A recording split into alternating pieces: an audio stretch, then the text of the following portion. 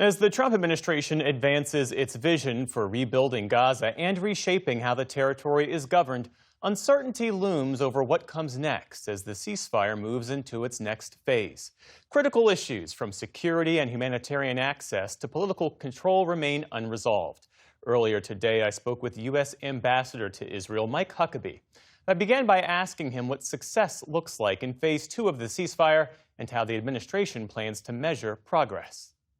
Well, I would tell you it's already working in the sense that for the past 4 months, we haven't had to rush down to the shelter and dodge a ballistic missile. So the ceasefire itself has been quite successful. Everybody in Israel is breathing a sigh of relief. They're putting their kids to bed at night, tucking them in, and not thinking they're going to wake up in the middle of the night to a siren. All the hostages are back. I think you'd have had a hard time convincing anyone in Israel if you'd have told them 4.5 months ago that every hostage would be back. As phase 2 starts, it's going to be a methodical process, but it is underway. The Board of Peace is established. The technocratic government is being formed. The one big piece that still has to happen is the disarmament of Hamas, but I think that's on the way as well, and it's progress.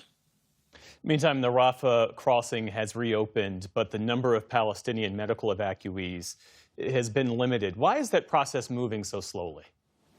Well, it's a difficult thing to get people in and out safely. They have to be properly vetted so that you don't bring terrorists in or take terrorists out.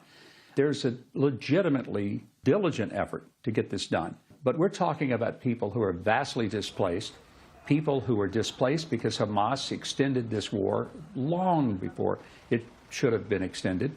People are still adjusting to the fact that Gaza is basically a rubble. Once again, Hamas could have ended this long before the destruction, but they didn't. They wanted to hold hostages and torture them and starve them and make it difficult for them. And I'm hoping that when they disarm and we get rid of them, things will start progressing much more rapidly. You mentioned the president's newly announced Board of Peace earlier. There are critics who say that it effectively sidelines multilateral organizations. What problem is the Board of Peace meant to solve that existing international organizations cannot? Well, the Board of Peace is a different kind of board in that it is made up of people who have chosen to be a part of it and people who want to actually do some heavy lifting in making Gaza livable again. I don't know of any other organization internationally that is that committed to doing something right. We saw here in Israel what happened when the United Nations was in charge of the food program. It was absolutely dismal. 92% of the food that was supposed to go to people who are hungry ended up getting looted or stolen or hijacked. And those are the UN's own numbers. That was last summer. So the Board of Peace is supposed to try to make this much more effective and efficient and put people in charge that actually know how to run something. Is the administration moving away from the UN model altogether? I wouldn't say that. I think we recognize, I'm not a big fan of the UN. It seems to be cumbersome, expensive, and not all that effective, but it has its purpose. But there needs to be a much more lean operation in order to get Gaza on its feet. And I think that it's not something that you can just say to nations, say to Iran or North Korea. I'm sure you guys will have a really noble experiment here, and you'll want to do it the right way. So this is going to be a board of people who not only want to be on it, but who, quite frankly, meet the criteria of wanting to do it right. On the matter of Iran, have you been briefed on how the Iran talks went in Oman today? And we know that the Prime Minister, Netanyahu, has said that Iran cannot be trusted. Is there a deal that you believe Iran can commit to? That's hard to say. Jeff, it's something I hope happens. And I told the president the other night, I said, look, nobody would like to see a negotiated peace more than I would, because if we have a war, I'm going to be right in the center of it, and I just soon pass from that. So I've been here less than a year as ambassador, been through 4 wars already. But will Iran agree to something?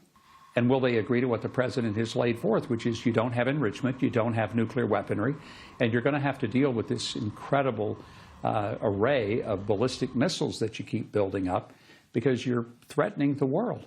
And through not just Iran, but their proxy organizations, they've created havoc.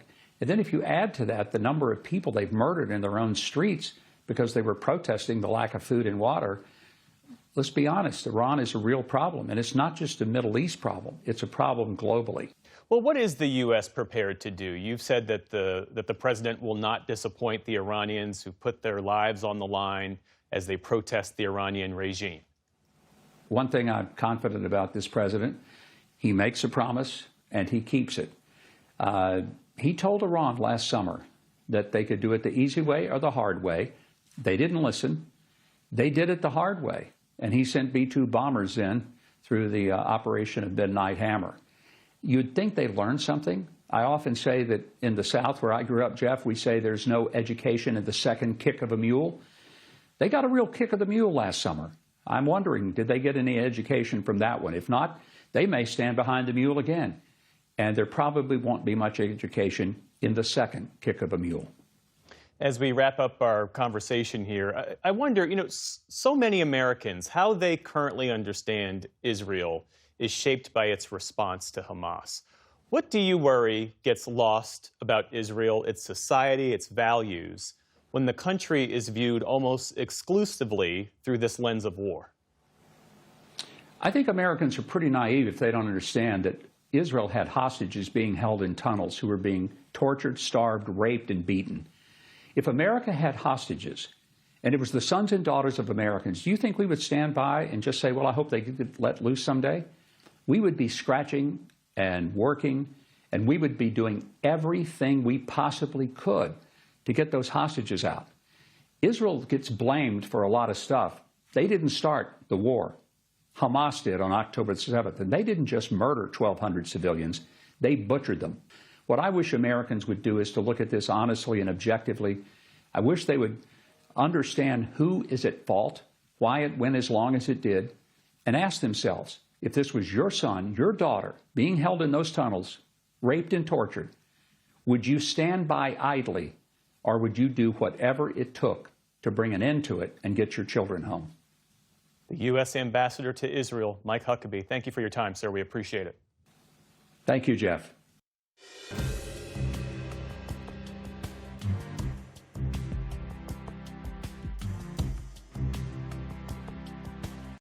Support journalism you trust. Support PBS News. Donate now, or even better, start a monthly contribution today.